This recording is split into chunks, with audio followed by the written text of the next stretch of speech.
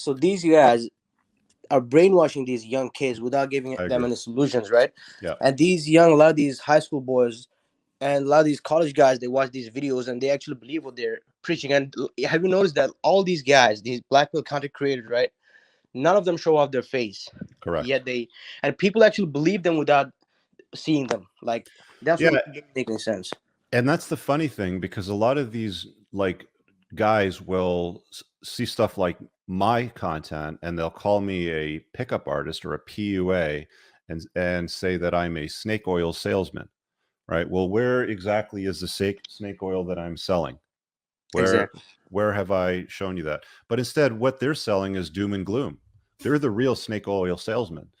They're cowards. They won't show their face, right? Right. Some of them might argue that they're not good looking enough and that's why they don't show it, or maybe they don't want to lose their job. But that just tells me, look, if you're not man enough to show your face, then don't bother talking about something because you're not an expert on it if you're a coward. The thing that I learned most is it's better to hold frame and lose the girl than lose frame and live your life on your knees or live the relationship on your knees.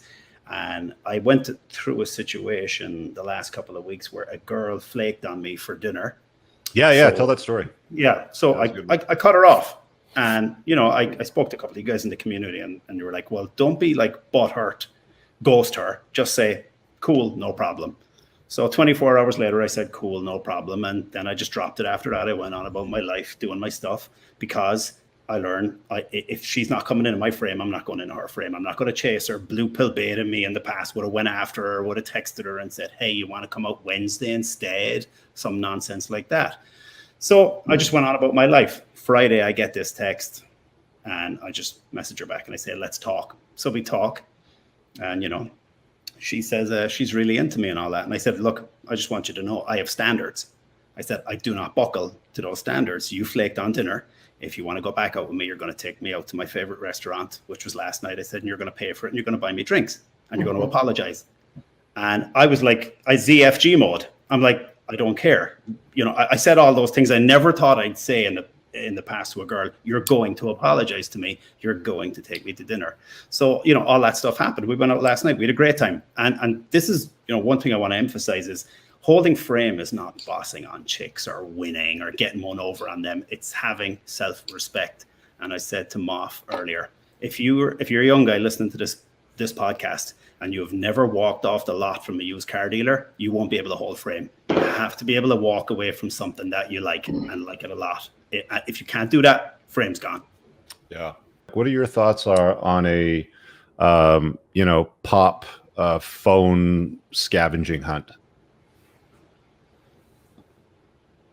I'll give you my experience. I'm not going to ask. I think there's, you know, I can certainly see that some guys it makes a lot of sense and it's something they want to do, but I think there's so many other behaviors that you'll be able to pick up on where it's like, it's either, well, that's probably the best way to put it. You'll see another behavior where you're like, okay, this is not, we're clearly at two different places here. And, you know, I think where it really comes into play is, you know, is this going to turn into a long-term relationship or not? If this is just some gal you're seeing, it's like, well, who cares? But if this has turned into something more serious, and I agree with Steve 100%, checking those references, if you will tell you everything. But I don't want to go through some chick's phone, to be honest with you. I'll tell you guys why I think it's actually not a bad idea, and I agree with Steve, because, you know, she ended up giving him the where do we stand talk, and he's like, okay, fine, I'll abandon my sexual strategy of unlimited access to unlimited women. All right, but then the spidey senses started to tingle, and he wanted to verify for himself, and I don't think that there's anything wrong with that, especially given the conversation that he had and what his relationship goals are, right? I'm in the same boat.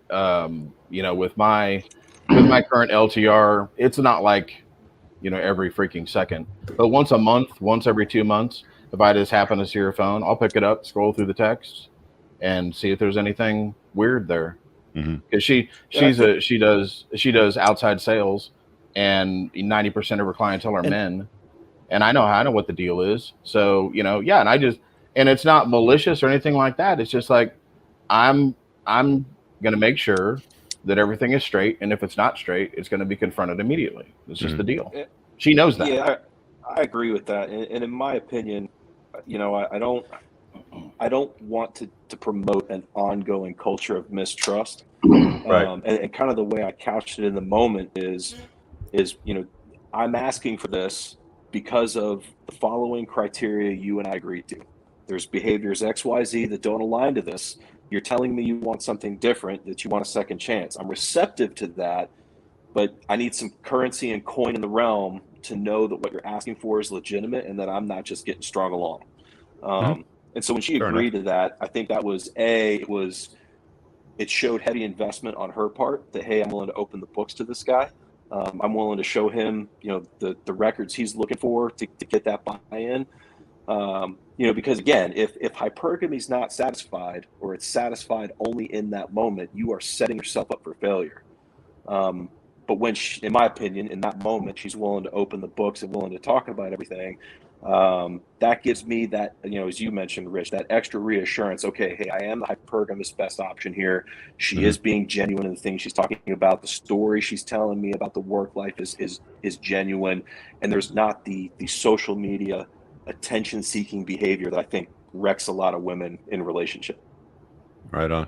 This is something that Chad and I talk about a bunch, and I think this is something that is really permeating the space and just in general, is this idea about men need to be more emotional, men need to be more vulnerable, et cetera, et cetera.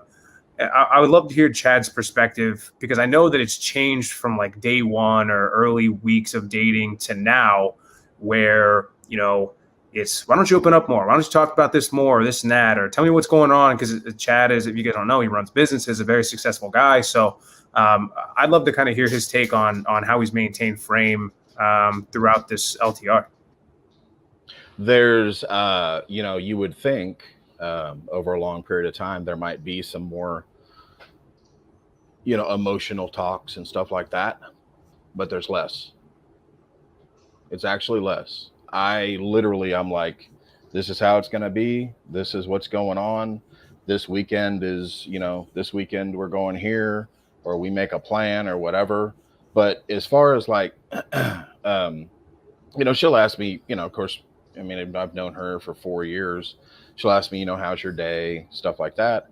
And I'll be like, awesome. Or, you know, well, day went to shit, but I'm turning it around. And, you know, by the end of the day, the ship will be going in the direction I want it to go. Because, you know, if every day is perfect, I mean, come on, that's not reality.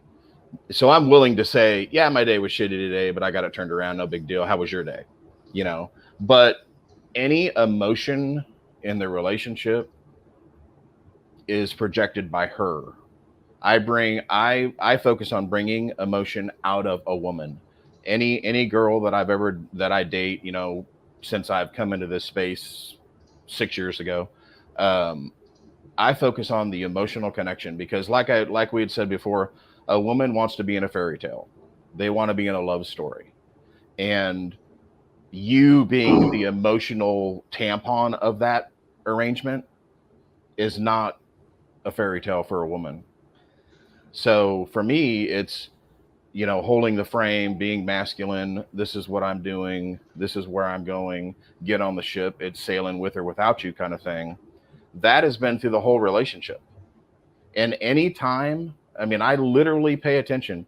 Any time that I just had a bad day and I'm, you know, in a bad mood or whatever, she completely changes. Her countenance, the way she acts, the way she talks, the tone of her voice will change. A woman, literally, if she's in your frame, her whole entire emotional state will change with your emotional state changing.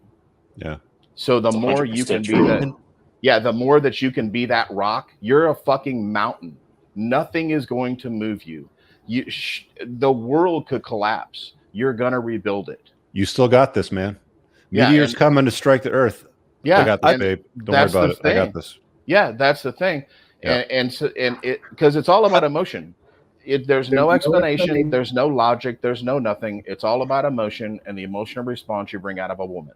Women are initiating divorce is like 8 out of 10 times, right? And one of the biggest precursors to a woman initiating a divorce, like being the one leaving the relationship, is she gets a big raise, she gets a promotion and a big raise, any combination of those things, because women don't want to look across and down at a guy. They want to look across and up at a guy. They want to look up towards a giant. So I always tell guys, look, the clock is probably starting to tick down to the end of the relationship. Is it going to end? I don't know. Maybe you got laid off, or maybe you had to take a lateral, position change in your job, and you will make more money in 6 months. And she's a patient woman, and she actually digs your vibe.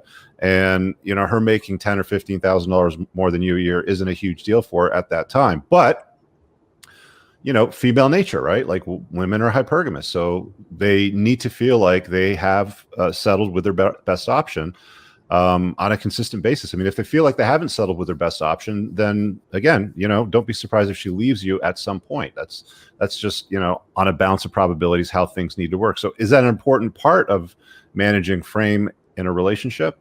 Yeah, of course it is. Does anybody want to chime in on that or have any personal experience? Yeah, I will. I do. Go ahead, Steve. That's my life every day. All right. So my woman has made more money than me since the day we met. And I think everything Rich says is, goodness, 99% of the time true. The way I think you can work around it is by being a giant in your purpose. So during other conversations, I would say that my woman is relatively, I don't know what the proper phrase is, red pill aware, we'll say. She reads her own series of books talking about the differences between men and women and how that psychological structure differs. And she talks some of her friends down off the ledge about it. And she will say flat out that one of the things she found most attractive about me was that, her quote is, "The people I answered to deferred to you." She says, "You absolutely own the space every time you walk into the room. You're not a dick, but you inspire confidence in everybody around you. The topic of money, outside of anything other than joint household finances, has not one time come up. I think as long as you are crushing your purpose, as long as like in my situation, for example, I can make a lot more money the more time I spend overseas. So the compromise that she knows she's making to have me around, and then also I choose so I can be around my kids, is that I leave income on the table. She's more marketable stateside. And her knowing that I have, I'm internationally recognized in what I do, she's been around people who work with and for me and seen the deference and respect that I get because of that capability. It doesn't have to be a death sentence, I guess is what I'm saying, but you have got to manage your own personal sense of confidence in what you're doing. You have to be a giant and an expert at what you're doing, and then maximize it within that framework. Perfect. Moff, did you want to chime in on that too? I saw you nodding your head earlier. I've got one too.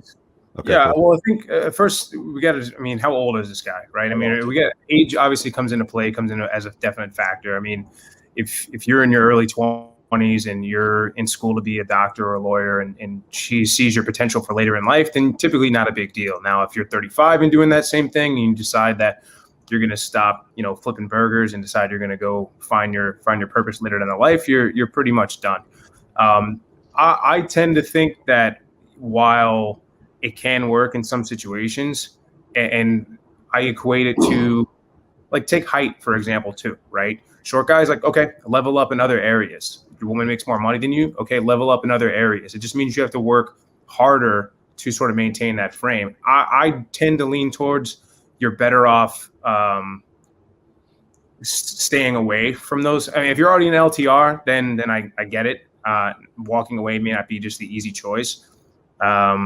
I tend to try to avoid women, or I don't encourage men to go after women that are making more money or on the same level as them financially, just because it is extra work and you do have to work harder. In an LTR, I mean, again, it's going to depend on your age as well, but I definitely echo Steve's point where as long as you're buttoned up in other areas, and a lot of time it's the illusion of frame too. It's the act as if, right? If you're still carrying on, absolutely, and you're still maintaining the frame and your attitude around her is not changing, I think you're on the right track. I just think it takes a very high, it's an elevated level of frame and an elevated level of game that most guys are not going to be able to do.